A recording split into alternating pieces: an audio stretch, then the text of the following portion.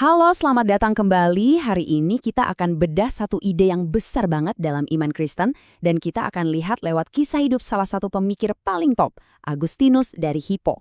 Ini adalah cerita tentang anugerah dan gimana anugerah itu bisa mengubah hati seseorang 180 derajat. Oke, kita mulai dari sini deh. Coba jujur, pernah nggak sih Anda ngerasa ada sesuatu yang kurang? Padahal kalau dilihat-lihat, hidup Anda kayaknya udah lengkap. Ada perasaan gelisah, hampa, yang nggak bisa dijelasin gitu aja. Nah, perasaan itulah yang jadi inti dari perjalanan hidup Agustinus. Ini adalah kisah tentang hati yang nggak pernah tenang. Sampai akhirnya, bukan dia yang menemukan sesuatu, tapi ada sesuatu yang menemukannya. Sesuatu itu adalah anugerah. Oke, mari kita masuk ke bagian pertama, hati yang gelisah. Di sini kita bakal lihat kehidupan Agustinus sebelum dia berubah, dan kenapa semua usaha manusia, sepinter apapun, sering banget berakhir di rasa hampa. Coba bayangin Agustinus di masa mudanya.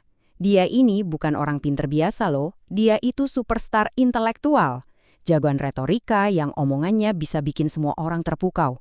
Dia yakin banget, dengan otaknya yang brilian, dia bisa menemukan semua jawaban dan kebenaran. Tapi nggak cuma otak. Agustinus juga totalitas banget dalam mengejar kesenangan dunia. Hidupnya penuh pesta, foya-foya, dan dia turutin semua keinginan hatinya. Pokoknya dia cari kebahagiaan dari apapun yang dunia tawarkan. Nah, ini dia bagian yang paling menarik. Walaupun dia punya segalanya, otak cemerlang, popularitas, kesenangan, Agustinus sendiri ngaku di dalam buku autobiografinya yang terkenal pengakuan, kalau hatinya itu tetap gelisah, ada kekosongan yang dalam banget yang nggak bisa diisi sama semua pencapaiannya itu. Ternyata perasaan universal ini ada penjelasannya. Sumber kita mengutip ayat ini yang bilang kalau Tuhan itu menaruh kekekalan di dalam hati kita. Artinya apa? Artinya, di dalam diri kita itu udah tertanam sebuah kerinduan akan sesuatu yang abadi, sesuatu yang lebih besar dari dunia ini. Jadi, pelajaran penting dari bagian pertama ini adalah pengalaman Agustinus itu nunjukin batasan kita sebagai manusia.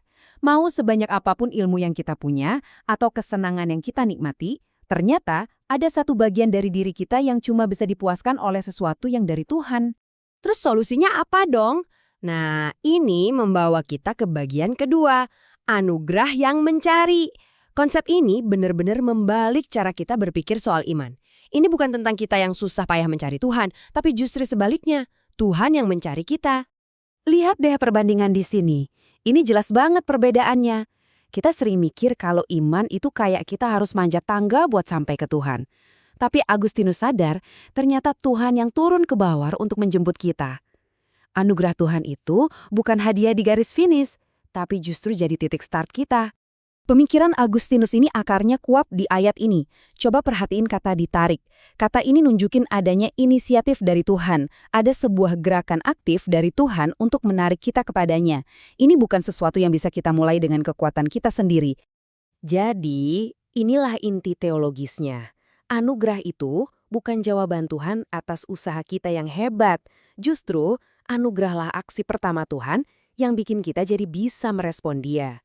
Keselamatan itu, dari awal sampai akhir, murni anugerah. Nah, terus apa efeknya anugerah ini di kehidupan nyata? Yuk kita lihat di bagian ketiga, hidup yang diubahkan. Anugerah itu bukan cuma ide di kepala, tapi sesuatu yang menghasilkan perubahan hidup yang radikal, yang kelihatan. Coba lihat kontras yang luar biasa ini. Sebelum dijamah anugerah, hidup Agustinus itu fokusnya ke dirinya sendiri, keinginannya, kepintarannya. Sesudahnya, hidupnya total didedikasikan buat melayani Tuhan dan jemaat. Ini bukan sekedar jadi orang baik loh, ini transformasi total arah hidup. Ayat ini kayaknya rangkuman paling pas buat apa yang terjadi sama Agustinus. Anugerah Tuhan itu nggak cuma memperbaiki yang rusak, anugerah itu menciptakan sesuatu yang benar-benar baru. Yang lama, hidup yang egois, sudah lewat dan diganti sama hidup yang baru. Jadi, pelajaran penting di sini adalah anugerah itu aktif, punya kuasa. Anugerah bukan cuma menghapus dosa masa lalu kita, tapi juga memberi kita kekuatan untuk menjalani masa depan yang baru, mengubah karakter kita, motivasi kita, dan tujuan hidup kita. Oke, sekarang kita sampai di bagian akhir. Kita akan rangkum semua pelajarannya yang semuanya berpusat pada satu ide besar, kedaulatan anugerah. 3 poin ini merangkum semuanya dengan sempurna. Pertama, anugerah yang ambil inisiatif waktu kita masih jauh. Kedua, anugerah yang melakukan apa yang nggak mungkin kita lakukan untuk diri kita sendiri. Dan ketiga, anugerah yang terus bekerja di dalam kita, membentuk kita jadi pribadi yang baru. Dan inilah kesimpulan logisnya. Ayat ini bikin garis pemisah yang tegas banget. Anugerah dan usaha perbuatan baik itu nggak bisa dicampur aduk untuk keselamatan. Kalau keselamatan itu karena anugerah, ya berarti bukan karena perbuatan kita. Titik. Oke, pemaparan kita sampai di sini, tapi saya mau tinggalkan satu pertanyaan ini buat kita renungkan sama-sama. Kalau anugerah adalah segalanya dalam keselamatan, lalu apa dong artinya perbuatan baik kita? Di mana posisinya? Nah, ini pertanyaan yang bagus untuk kita pikirkan lebih dalam tentang bagaimana anugerah itu seharusnya bekerja dalam hidup kita sehari-hari.